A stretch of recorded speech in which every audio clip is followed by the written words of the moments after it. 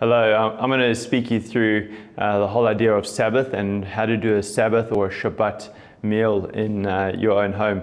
So Shabbat is the Hebrew word for Sabbath, and the Sabbath is something that actually God started. It said that He created the world for 6 days and 6 nights, and on the seventh day He rested. And so when He brought His people, the people of Israel, out of Egypt where they were slaves, He actually commanded them to keep a Sabbath. Now, it can sound limiting or onerous, really, that God commanded His people, you have to rest for 1 day a week. But rest is a massive blessing. I don't think there's anyone here who goes, man, I wish I can work every single day of my life. I think we all have a desire for rest, and it's actually a godly desire because God Himself rested and He encourages us to do the same. It's an amazing story, really, how the people of Israel come out of Egypt where they had been slaves generationally for hundreds of years. And God actually had to teach them how to rest. I think slaves, you would think, would be dreaming of a day when they can rest. But have you ever noticed how people who are perpetually busy find it really hard to switch off and rest? It's the thing we long for, and yet somehow our soul, our heart, doesn't actually know how to get into a state of rest. So God had to command the people, you need a day to rest every single week.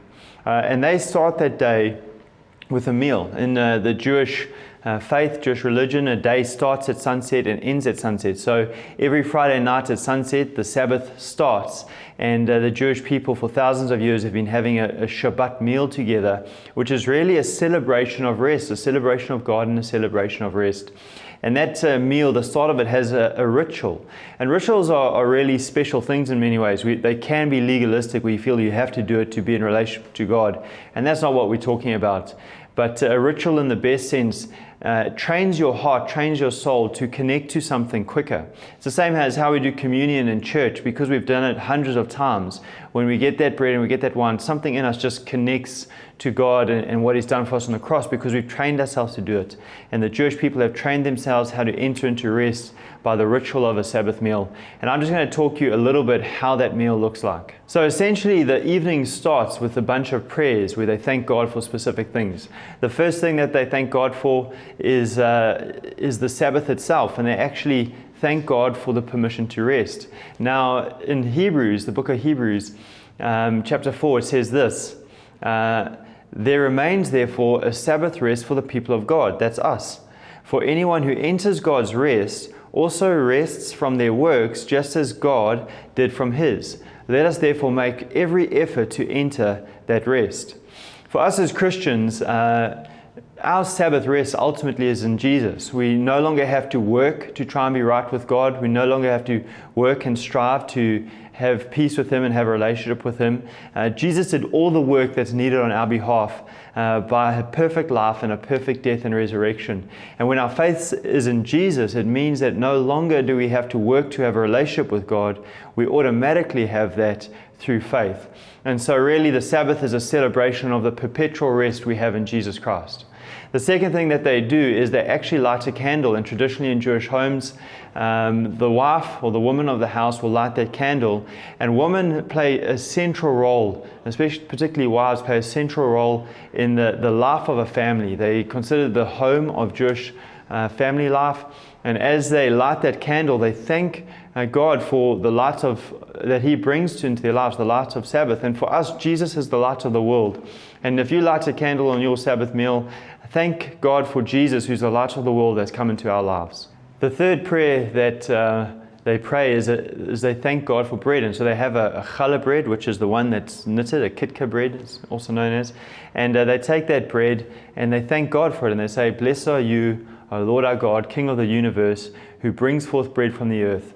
And this is an acknowledgement that in all our work, ultimately God is our provider, and that bread symbolizes the bread of life that we have in Jesus, but also the bread that God provides for us from the earth. The next prayer that they pray is they thank God for wine, and they've got wine, or you can use wine or grape juice, and they say, blessed are you, O Lord our God, King of the universe, who created the fruit of the vine. And while bread is about provision and what we need, wine is about blessing and abundance and joy and celebration. And so they acknowledge that God doesn't only bless us with what we need, but over and abundantly blesses us with stuff to give us joy and a fullness of life. And you'll notice that that blessing of the bread and the wine looks very much like communion. And so as Christians, when we celebrate the Shabbat or the Sabbath meal, we're actually kind of sharing communion together. Next, it's tradition for husbands and men of their households to pray a blessing over their wives. And traditionally they'll pray or read Proverbs 31 over their wives, not saying you've got to be like this, but thank you, God, that this is who you are. And what they're doing is they're speaking affirmation and destiny.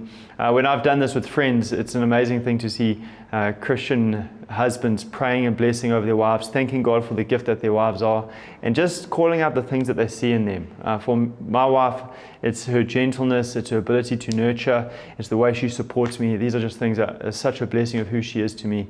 And it's amazing to acknowledge that in front of other people. The next thing that they do is the men will pray blessings over each of their kids. And fathers have a real role in shaping the identity and the destiny of their kids.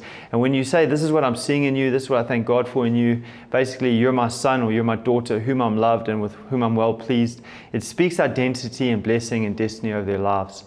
That's pretty much it. That's what you do, and that will literally take you 10-15 minutes. It's great to do this with a group of friends, maybe your life group. Get people together, invite some new people in, and it's an amazing way to start a meal. If you're not married or you don't have kids, that's fine. Pray a blessing over each other. As the host, when we do this in our home, I take it upon myself to pray a blessing over each of our guests that aren't married and don't have someone to pray a blessing over them. And it's just to go, thank you, God, for this person, that they're part of my community and they can be in my home. It's amazing what happens when you do this is basically you're starting a meal, which obviously will last 2-3 hours, but you're starting it by bringing God into it and putting Him at the center of your time of just hanging out, being together as friends and spiritual family. And it's amazing how God gets involved in just setting the tone for that evening and really blessing us with a deep sense of fellowship of the Spirit. Pray that as you guys do these meals in your homes, you'll have a great time together.